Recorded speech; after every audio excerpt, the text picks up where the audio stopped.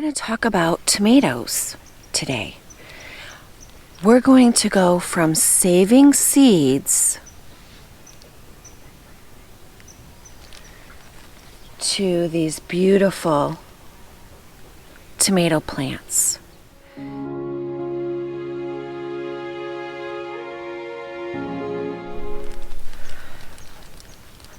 Hello, good morning. This is Eva Go-Go Mama at Highland Homestead. We have a collaboration from north to south. I am here in Western New York, Zone 5A/B, because I never know what the weather's going to be like here on this hillside here. We also have Dave with Organic Gardening in North Carolina. And we also have Dan from Permaculture Forest in Florida. Tomatoes.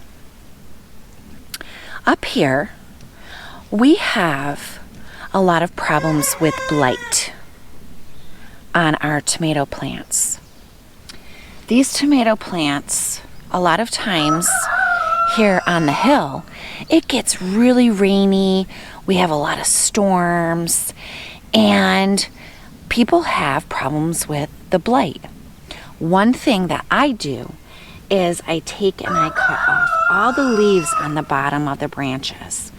As they grow, I can stop the plant from falling by putting it up with my handy dandy zip strips. But in the meantime, I have come up with kind of a solution for this year, and it is an experiment. I have saved my seeds from my Jumbo Roma tomatoes last year. I have put my seeds in a half-pint container with water from last year's plants, tomato plants. Soaked it a little bit, put it through a strainer, put it on some paper towel, let it dry, and I used these seeds this year for my tomato plants because they did so well with controlling the blight from last year here. And what I wanted you to see, I already have tomatoes on here. What I wanted you to see is the beautiful tomato plants that are growing here all the way down. And I still have to take care of these. We've had a lot of rain here. It's been non-stop rain. And I will take and I will clip the bottoms of these plants and hang the tops of the plants and secure them for this year. Tomatoes are really important here because all the plants die from the blight. From year to year, we never know what's going to happen with our tomatoes. So if I can produce a tomato plant that is hardy to our area, then we won't have the problems like we have had in the past, which is absolutely fantastic for this garden, and I can keep growing. But I'm going to throw you over to Dave in North Carolina. Down to you, Dave. Thanks for that, Eva. That was awesome. And I can't wait to see what Dan's going to come up with for his garden in Florida. Welcome to our East Coast gardening collaboration. People that follow me, I hope you'll go ahead and check out these two other channels. Links to their channels are down below in the description. Today, I'm going to give you a quick tip on planting squash, cucumbers, melons, and then I'm going to go to the garden and show you 2 volunteer plants. So let's get down to the garden and get going. Okay guys, my tip for growing some great squash and cucumbers, cantaloupes, watermelon, pumpkins, whatever, is to incorporate a lot of compost into your planting area. A lot of times people will make a mound for doing these crops because they are heavy feeders. So when you make a mound, you can incorporate a lot of good stuff like this compost into your mound so that you have really great soil, and also you make sure that you have soil that's going to drain real well. So let me show you some squash that I just planted. I got these seeds from Dan, who you'll meet in just a little bit. So yeah, here's some squash I just planted. These probably less than a week ago, and they are going crazy. Look how they sprouted.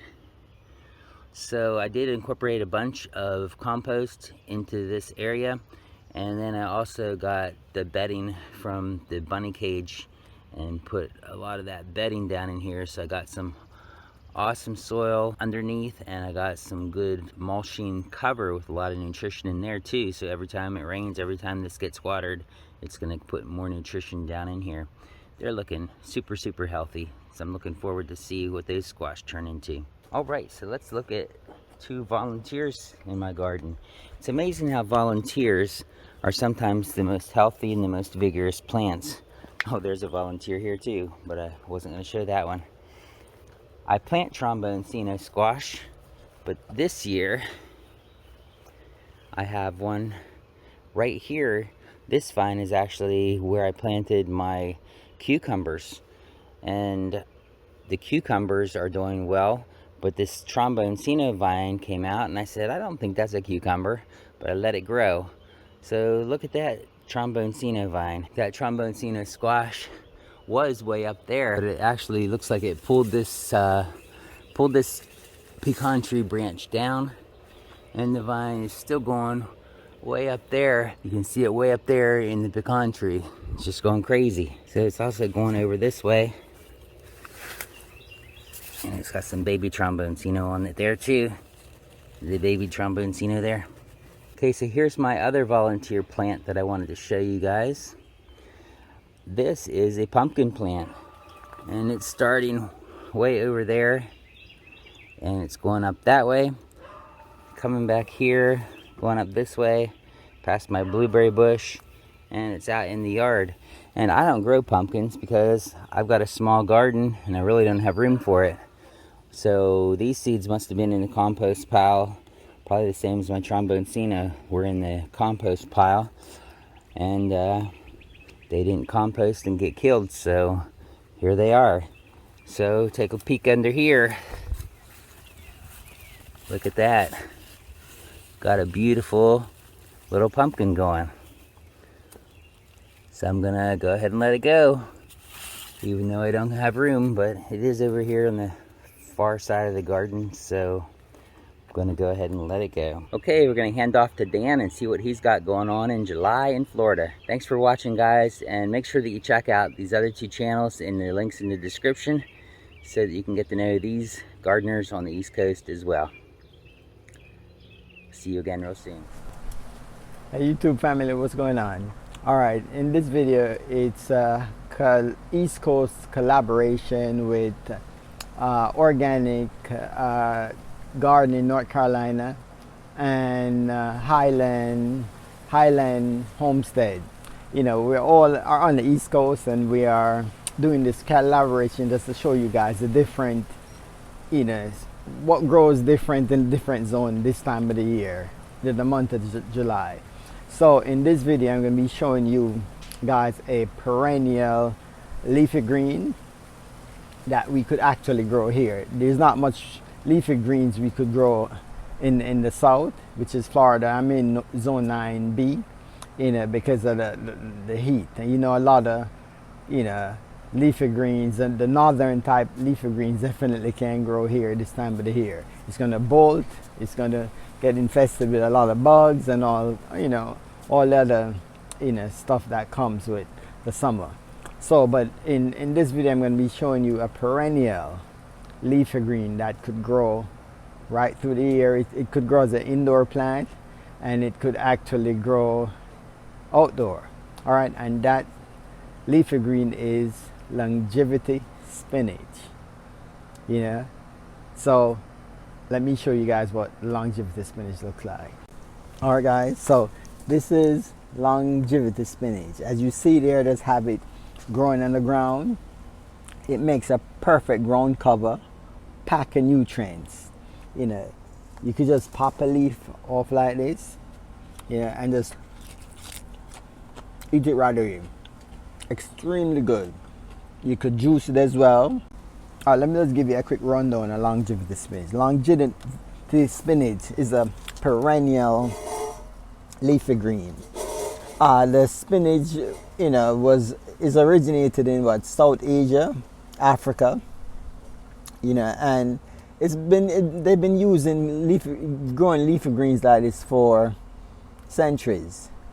It's gaining popularity now in the US, which I'm really happy about, because we are a lot of us want to just stick to the stuff that we are familiar with, but there's so much other leafy greens packed with so much nutrients that we haven't really explored, and this is one of them you guys should actually go and explore. Longevity spinach. It grows well in either shade, full sun, or semi-shade. To me, it tends to grow better in shaded areas. The plant generates a large root system during the spring, and then it pushes this big growth during the summertime. One of the cool thing about this perennial leafy green is it's one of the simplest leafy greens to grow. All I got to do, look, is cut. I'll show you guys.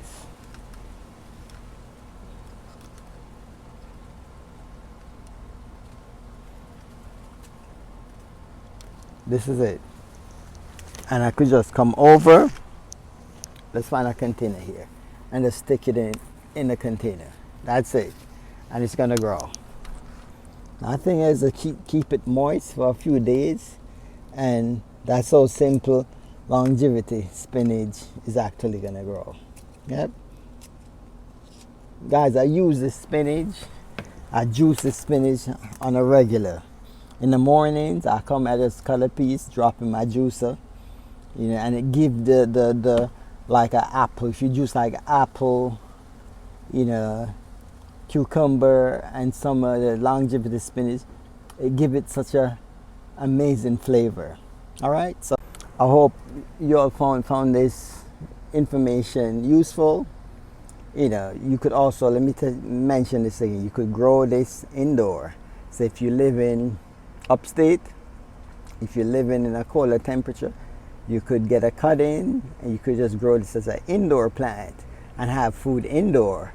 And when it becomes the summertime, you bring that same container outside, give it that full sun or semi-sun, and it's going to grow extremely good. All right, so thank you so much for watching.